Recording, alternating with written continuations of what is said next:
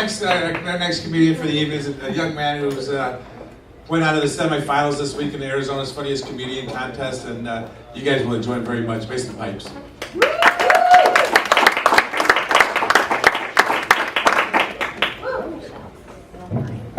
What's up, guys? Keep it going for Chris Zuger. How's your Valentine's Day going? Good? You guys having a good time? Fantastic. Mine's been cool. Earlier today, I was asked to perform at a medical marijuana farmer's market. And those darn hippies sure marijuanaed me up over here, so that's where I'm at right now. I fell asleep for like 6 hours, woke up, I'm in this room, about 45% sure this is really happening, but I think it's going to be fun. I saw on the news, racial tension's kind of high in this country right now, huh? Very high. So on the news the other day, you're never supposed to refer to any black person as a thug, ever. Because he said, if you call me a thug, you're thinking the N-word. Which I think is kind of crazy, because like, even if I call you Trevor, I'm still thinking the N-word.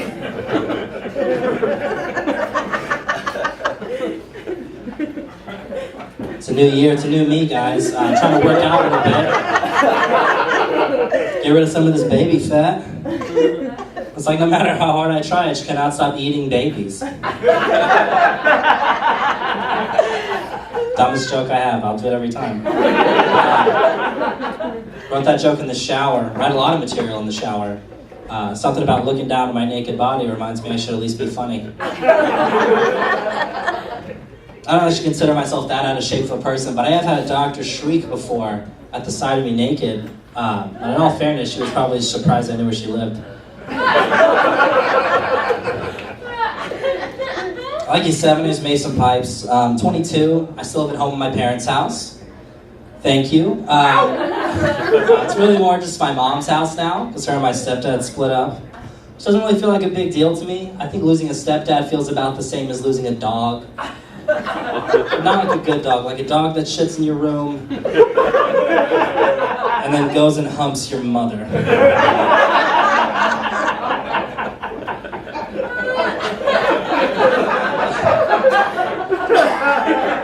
Living with my mom is a good thing. I can help her out. She has an anxiety disorder as a result of being shot in the face with a shotgun, which she happens to be fine. I don't know how. She's cool. But ever since then, she's had PTSD and mild agoraphobia, which is an irrational fear of leaving the house. I feel it's kind of rational. Since one time she left the house and then got shot in the face with a shotgun. That's a good joke. That door opening, I feel like stepped on my punchline, but it's alright. Ever since that happened, though, her therapist thought it'd be a good idea for her to get an anxiety dog. It's a small dog she carries around when she leaves the house. It's supposed to help calm her nerves. Do any of you guys have small dogs? There's this many women over 30 in this room. Nobody has a small dog. Alright, well, little dogs are loud, and they bark at everyone. So now my mom carries around something that emits a high-pitched noise when strangers are near to help calm her nerves. I feel like the only way the dog could be more stressful is if it found a way to come outside the bag and just gained a human voice. And it was like, look around you. Everyone you see wants to kill you. And then just jumps off and explodes into 100 life-size pictures of her worst memories. Staying at home, I have younger siblings. Little kids, definitely the meanest people in the world. Everybody knows that. But living with them, they're also easy to combat. Not physically, mentally. You can insult a kid in a way that doesn't really make sense and it'll always get to them. Like the other day, my sister took an easy shot at me. She's like, hey, you're looking fat today. And I was like, okay. Well, you smell like bread. She was like, what? No, I don't. And I was like, oh, yes, you do. Every day I walk down the stairs and say, what is that, a sourdough in the oven? Huh? Got a pumpernickel going? No, it's not. It's you. I know lots of breads. I do it all day. Was that a banh mi? Huh? Vietnamese baguette rising? No, it's none of those things. That's what you smell like. I get in her head, guys, and I stay there. That's my house. Living at home, I play a lot of video games. I know, from the looks of this crowd, probably not a lot of video game players. But Heidi was talking about Street Fighter earlier. I play a lot of Street Fighter. And recently playing, I noticed there's like a big disparity in cool guy names.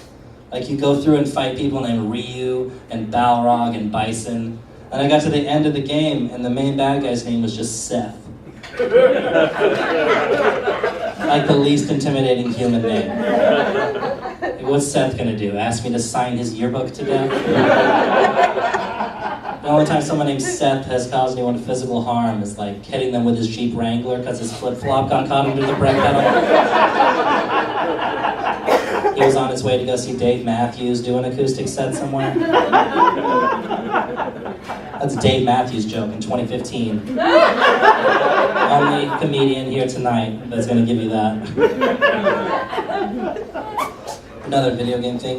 You guys familiar with TV pastor Joel Osteen? Yes.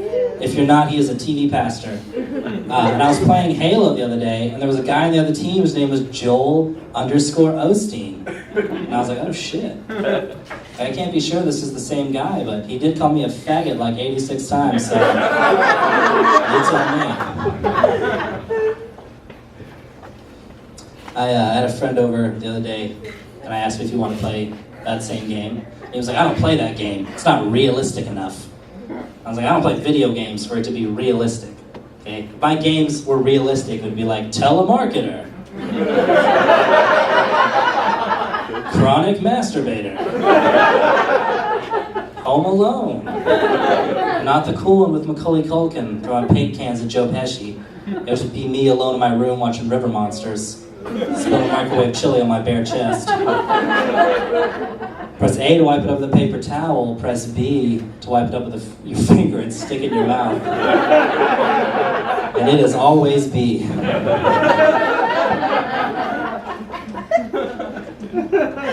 I didn't go to college. I think National American University is definitely the most prestigious university that advertises during Judge Judy. I don't know if you can tell from all the video game and living at home stuff, but I don't have a job either. And I was driving past a Denny's the other day, and they had a sign in the window that said, now hiring great people. I didn't know if that meant that they were looking for employees, or they just stopped hiring shitty people. I changed the application process to filter them out beforehand. A couple more questions. Do you smoke cigarettes inside your house? Yes? You cannot work here. What's your mattress situation? Is it sitting on the floor or do you have a bed frame? It's on the floor? No. You frequently wear camouflage though you've never served in the military? Absolutely not. There's no place for you here. Could just be like one question. Have you ever eaten at a Denny's? No? You're hired. Management. Upper management. You're making good moves. I was talking about my family earlier. I was in Arkansas recently for a cousin's wedding. Not like two cousins, don't let the Arkansas part throw you there. I am cousin, getting married. And when I was driving through, there was a billboard, like a pretty looking girl on it, clearly wearing a lot of makeup. And then it says, she's 13, stop sex trafficking.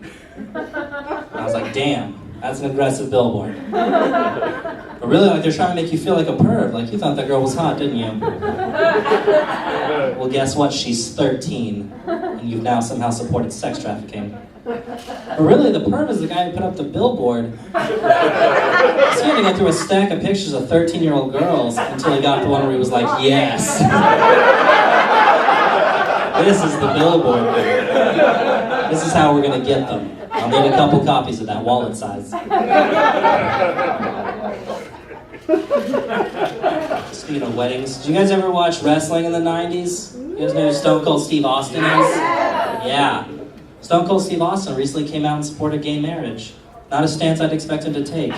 But it's cool, and I think it also provided like the ultimate defeater in any gay marriage debate, which is because Stone Cold said so.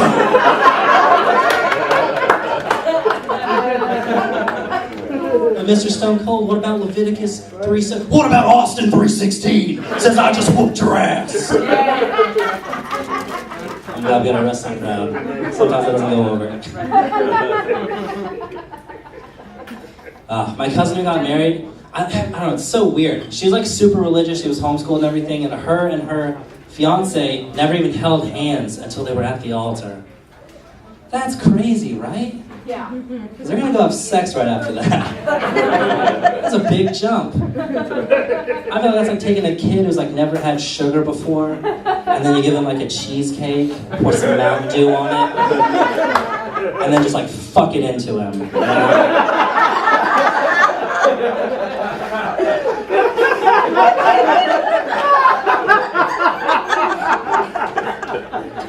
I'm not a super religious person myself. I've read the Bible. I was going through it fairly recently, looking at some cool parts, like miracles. One of the miracles, Jesus giving sight to a blind man. Nice thing to do. The way he goes about it, real strange. Because he spits in the dirt and then rubs that spit dirt in the guy's eyes. And I feel like the only reason he did it that way is just like, because he could.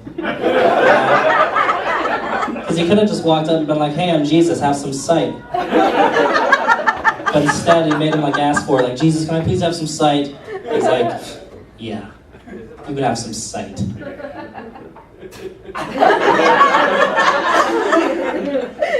Yeah. You like that? You like vision? I never get to sin. And I was thinking like that blind guy running into other blind people Jesus healed, and he's like, yeah, it was cool, but what do you think about that spit dirt? And that guy's like, what are you talking about? God damn it. I knew he was picking on me.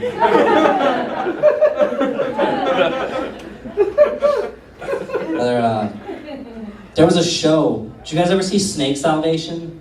There's a show on TV. It was about a Pentecostal church in Kentucky that like dance around with snakes for God and shit. Good, you shouldn't have watched this terrible shit. But the main dude in that show recently got bit by one of the snakes, as eventually was going to happen. And then when the paramedics showed up, he was like, no, God's got this one, guys. And fucking incredibly, I do not know how this happened, that guy is dead.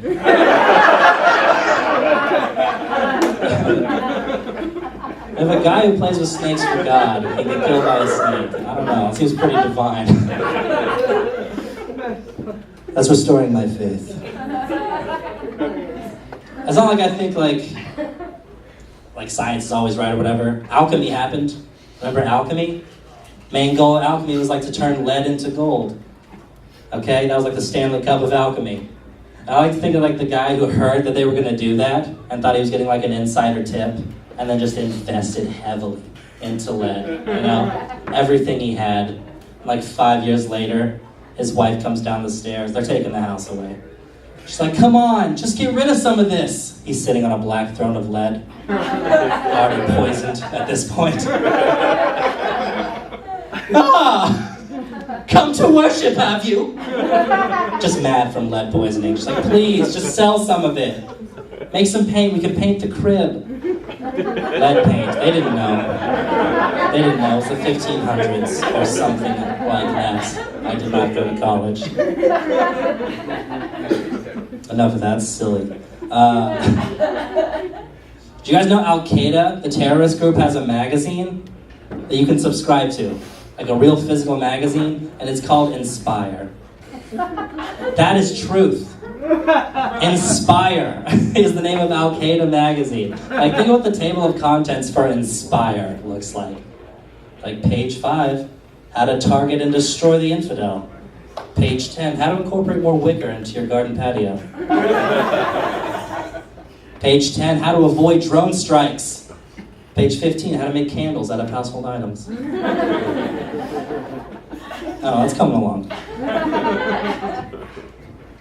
Did you guys see on Facebook, there's 56 different gender choices? Yeah. That's like 54 more than I even knew there were. But I looked through them, and you can be lots of shit. You can be like non-binary, trans-masculine, cisgender, which is what I am. Didn't even know that. Cisgender is like if you were born a male with male genitalia and you identify as a male, then you are a cisgender male. the more you know. But I think, like, I get that everyone wants their own, like, identity and everything, but I feel like it's just creating, like, more groups to dislike each other. You know, like, think about kids on a playground, and one of them comes up and he's like, hey, can I play with you guys? And they're like, no, you can't play with us. You're a chrome trans-binary backwards vagina. We're upside down pineapple cakes. Get the hell out of here, faggot. Come on, guys, let's go read Catcher in the Rye and blow each other.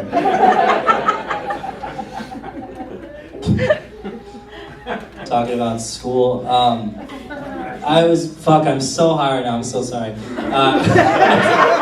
It has just really hit me. But I remember in school, the first time I got in trouble for trying to be funny. I was in second grade, and I was sitting down at the lunch table. We had bread rolls. As a young comedian, I took one of the bread rolls, rolled it up, and shoved it up my nose. Uproarious laughter. Okay? And so to keep the laughs going, I took it out and I ate it. Like a genius. And then got sent to the principal for that. I was in big trouble. He took it real seriously. Like, that was his stand and deliver moment. I got in there. And he was just like, okay, you want to be a cool guy, huh? I was like, cool guy? Put a piece of bread in my nose. Like, oh, classic cool guy, I gotcha. So I used to know a cool guy in high school. One night he thought it'd be real cool to jump onto a moving train. And you want to know what happened? Got his legs chopped off, never played basketball again. I was like, Jesus Christ, man, I put a piece of bread in my nose, fucking relax. I like to think of like the guy who gave him permission to use that story. He's like, tell it to the kids, save them. I don't know why he sounds like that. Tell it to the kids, everybody. Put him on the right path. And then he calls him, he's like, I used your legs chopped off story today, probably saved your life. It's like, what was he doing, getting into gangs? Put a piece of bread up his nose. Real clown. He's headed down the wrong path. Another thing about school, you know, like the way you learn something in school is just kind of the way you remember it forever. Like I learned like how to, all the 50 states from this song, and if I try to think of the states, I always think of this song. I don't think I could spell the word bananas until I heard the Gwen Stefani song, Holla Back Girl. And now that is the only way I can spell it. If I'm writing, it is the shit is bananas, B-A-N-A-N-A-S. Yeah! That song came out when I was 12 years old. I still spell it that way. I feel like when I'm an old man, there's no reason why that's not going to be how I spell it. Like if I had a grandson and he was just like, Grandpa, how do you spell bananas? I'd be like, well, come over here, Gabriel, and I'll tell you. In my day, we had a little ditty for that word. It went the shit is bananas, B-A-N-A-N-A-S. Now you try. I can't say that word. You say it! Oh, I said it, Gabriel! This is why your parents left you here. My temper wears real thin as I age. Alright, enough silliness. Let's get serious over here. You guys think cows get mad at other cows for shitting on the grass? She's like, God damn it, Kyle, this is where we eat! I like that joke.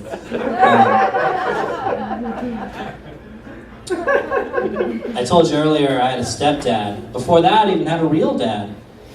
I used to go visit him on the weekends. My dad lives in a Mexican ghetto area, which is really different from other kind of ghetto areas. And he had a neighbor named Julio that had cockfights every weekend. You like? Are we going to 5 right now? You like me at 5? Okay, I'll just finish this joke. I'll do a couple things after that too. Anyway, my dad had a neighbor named Julio that had cockfights, whatever. As a little kid, I always wanted to be a part of it. Obviously now, animal cruelty, I'm not into that. But as a child, 2 chickens are gonna fight to the death? Hell yeah, like I definitely want to get in on that. And they never let me till the day after my 8th birthday. I finally got to get in there, and I beat the shit out of those chickens. Alright, I'm gonna tell this story and I'll get off stage. This is one from the heart. I gotta get into character.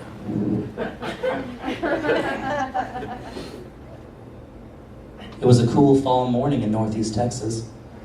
The sky was gray and a light fog rolled over the hills, giving it an almost dreamlike quality. I was lying on the floor in my grandmother's bathroom, vigorously masturbating so I'd be able to focus more on my studies that day. In the process, I must have worked myself into quite the tizzy, because in the throes of orgasm, I thrusted hard upwards, eyes closed, mind still focused on the senior girl in my geography class I had just defiled in my mind. As I opened my eyes, I was aware for but a moment, but that moment seemed to last for an eternity, as I noticed the load I had just expelled was on a collision course to my right eye. My emotions went wild. First fear, anger, panic, and finally acceptance. Splash! God damn it! What's going on in there? Nothing, Grandma. Everything's fine. But everything wasn't fine. People tell you your life changes the first time you look into the eyes of your child.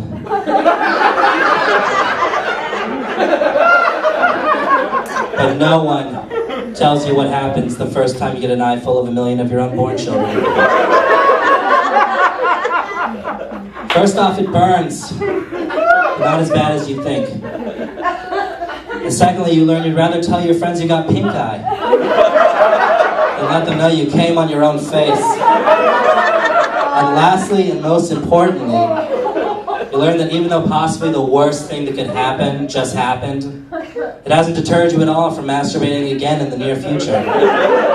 Because when you truly love something, you can overcome any obstacle. Guys, my name is Mason.